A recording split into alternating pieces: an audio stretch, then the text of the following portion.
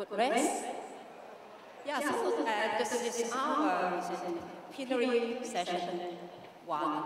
So to start with our plenary session on poverty eradication, we are preparing a very short video to enjoy. So may we have the video?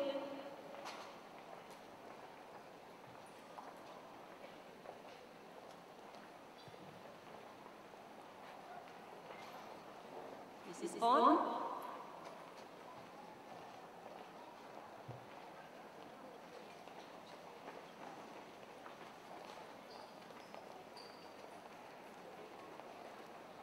Sorry for that.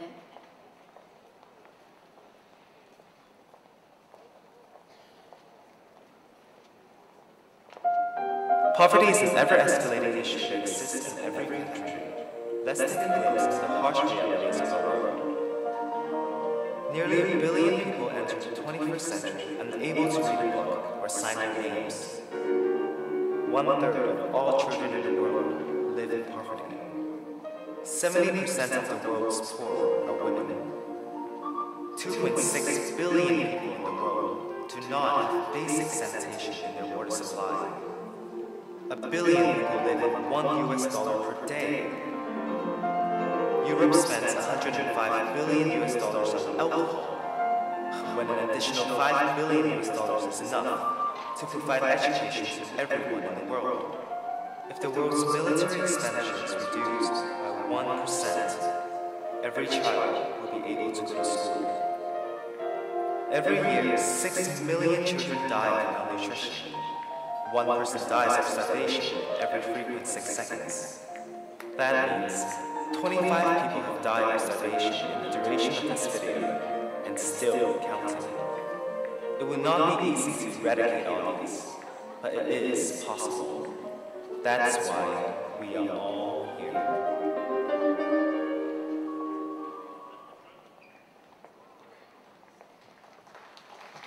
So thank you.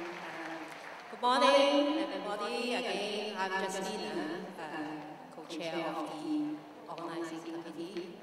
And we begin our conference this morning with the plenary session. And I'm very pleased of having Professor James Mitchley to be with me to co-moderate this session. And for this session, we would be having 3 speakers. And after the speaker's presentation, we would have some time for Q&A. So to start with, I would like to invite James to introduce our first speaker. James. Thank you very much, Justina. I have to tell you that we on the stage are in floodlights, so we can't see anybody out there. But you are out there, aren't you? You're great. Well, let's give everybody a wave. Good morning, everybody. Okay, thanks for coming, by the way. It's an honor to be on the stage with Justina and with our very distinguished speakers this morning. And since we're under tremendous time constraint, I'm going to jump right in and introduce our first speaker, who is Professor Hans Rosling. As you saw from the program, he's with the world-famous Karolinska Institute in Sweden, and he will speak to us today on the topic of the converging world. So, Professor, thank you very much. Thank you. Give him a big welcome. Can I have my... Yes, now it's on, that's good. And I have my image. I would like to have my image also. Please, please, technology, give me my image. Oh, thank you very much. It's a privilege to be invited here, and I'm going to claim that the world is coming together in spite of what we just heard about poverty. I teach about global health at our university, and when I start teaching and go out and listen in the first break what the students say, they talk about we and them. They say they can never live like us in Sweden, that would never work. And when they come back to class, I ask them, what do you mean with them and we? Oh, it's the Western world and the developing world, they say. Aha! So what is the limit, I said? Where does Russia belong? And then they get confused and they can't answer. And I asked them a number of other countries and said, no, it's quite easy. We learned in school that Western world have a long life in small families, whereas developing world has a short life in a large family. And I like that, because these are sharp metrics which you can use. It's life expectancy and fertility rate. So we developed a way in which we can display this so that it becomes very visually clear. And here you can see what I have done. I have done a graph on which I have bubbles, 200 bubbles. Every bubble is a country. The size of the bubble is the population. Big bubbles, here is China and India.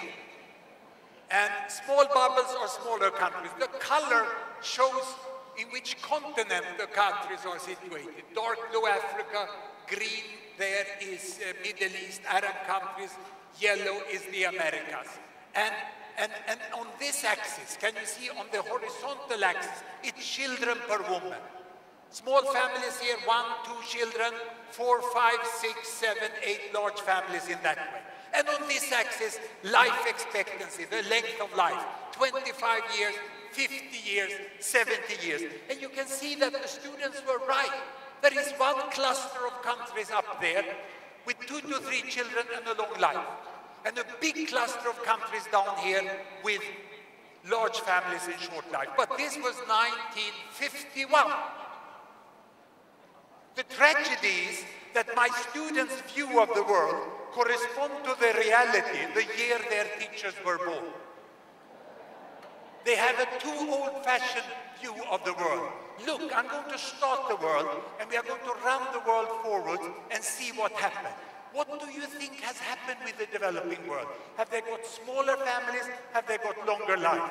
Here we start. Ready, steady, go. Can you see how life is getting longer? They are getting soap, hygiene, improved social condition, education, and better family planning. No family planning. Look at China here. The big red bubble. It goes to smaller family. Smaller and smaller family here. India is lagging behind. The Latin American countries are following. Now India is coming here. And look at Bangladesh. Bangladesh is coming there. Bangladesh is catching up with India.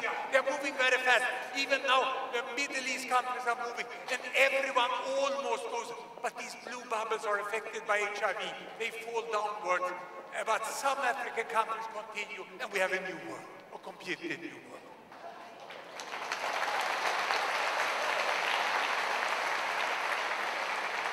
And this is very difficult to teach about, because my students say they cannot live like us, that wouldn't work, and they already do. It's a pedagogical challenge to explain that something has already happened which they think is impossible in the future. And let us look a little more precisely. It's very interesting. Which countries are these with so few children per woman? It's Macau and it's Hong Kong. It's the only part of China where there is no one-child family and its policy, and it's the only part of China where there is one child per woman. It's very strange. There's something tougher working in the bedroom, because this horizontal axis is not theoretical statistic, it's the bedroom. If you are on this side, this dot here, that is Afghanistan. It's patriarchal biological sexuality without talking, and you get as many children as you get. And on this side, it is, as the Americans so adequately say, it's pillow talk. The young couple talk with each other in the bedroom, and they say, we shall have 2 children. They shall have shoes, go to school. We shall have a decent life and work hard for our children. So this is, the majority of the world is like this. India 2.6, Bangladesh 2.4. And I think very many people has a wrong image about what has changed in the world. It has been so fast the last 2 decades. And the social change have come